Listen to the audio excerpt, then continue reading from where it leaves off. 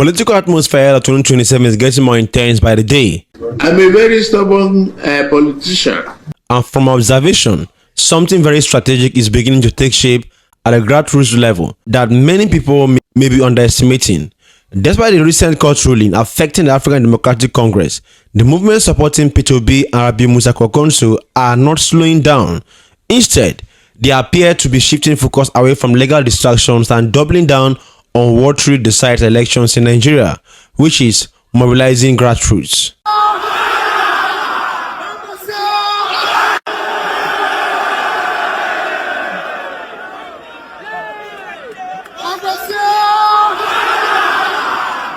What we are seeing now is not just political reaction, but strategic adaptation. The Obidient movement and the Kwankwasiyya movement have moved closer, holding meetings, building bridges, and aligning their objectives, particularly around youth engagement. From analysis, this is a clear signal that both sides understand that even if structures at the top face challenges, momentum at the base can still be built and sustained. Now, this alliance between Obidient and Kwankwasiyya movements is where things get really interesting. These are not just ordinary political support groups. They represent two of the most energetic and loyal voter blocs in recent Nigerian political history.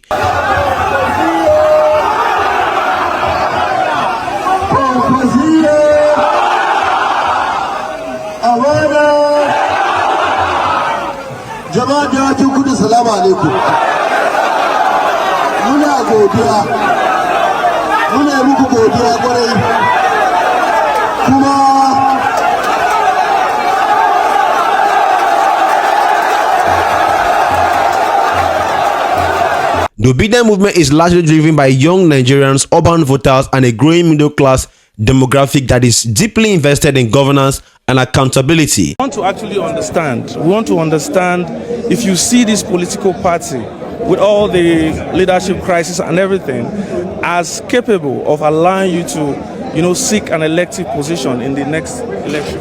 Of course, yes. What we're trying to do in ADC is to bring together competences, bring together capacities, bring together people of compassion. Like you heard John Chifoyegun said, even if yesterday they were not part of this, they're not today part of this. To be able to ensure that the incoming government forms a government that cares for Nigeria. And that's why in my own little conversation, I use figures to enumerate their circumstances. So if you're told that it's a terrorized country, you know our ranking yesterday, and you know our ranking today. If you're told we are in poverty, you know our ranking yesterday, and you know where we are today. If you're told we are going through other difficulties, it's measurable. I believe that if you must tell me things are wrong, or you want to tell people things are wrong, you must show it in terms of figures. So, Your Excellency, for all this to come true, you really need a platform. And with the leadership crisis bedeviling the party at this time, do you think it's possible? I don't think the leadership crisis bedeviling the party. It has been instigated in all the parties, not just this one, whether it's in PDP, in ADC, in Labour. We are left to come into this one because we're chasing me. In MPP, where Kwankwaso left, it's the same thing. They don't want opposition because they have run the country aground and want to ensure that everything collapses completely. And we cannot allow it because anarchy consumes everybody. So we need to bring back the country, unite it, ensure that the country functions for everybody. All we want in ADC is to have a country where a child of nobody can be somebody without knowing anybody. Create a level playing field, and that's what we want to do. And Your Excellency, a lot of your teaming supporters across the country have been, willing to ask you, are you going to run as a presidential candidate on this party? Definitely. I'm running as a presidential candidate. So you are going to run? And I've always said it. I will change this country. On the other hand, The Kwankwasiyya movement has a strong grassroots presence, especially in northern Nigeria, with a well-established network that has been tested over time. When these two forces begin to collaborate, even at the level of mobilization and civic engagement, it creates a new kind of political energy that cuts across regions and demographics. Their recent meeting in Abuja focused on youth participation, civic awareness, and political inclusion may sound simple on the surface, but from where I stand, it is laying the foundation for something much bigger.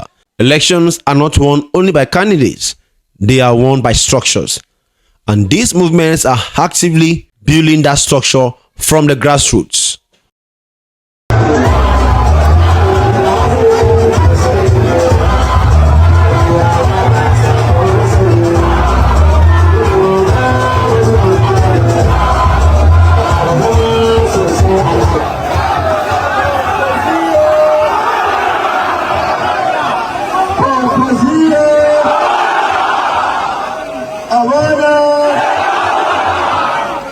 Jama'a dawakin kudu salamu alaikum. Muna godiya. Muna yi muku godiya kwarai. Kuma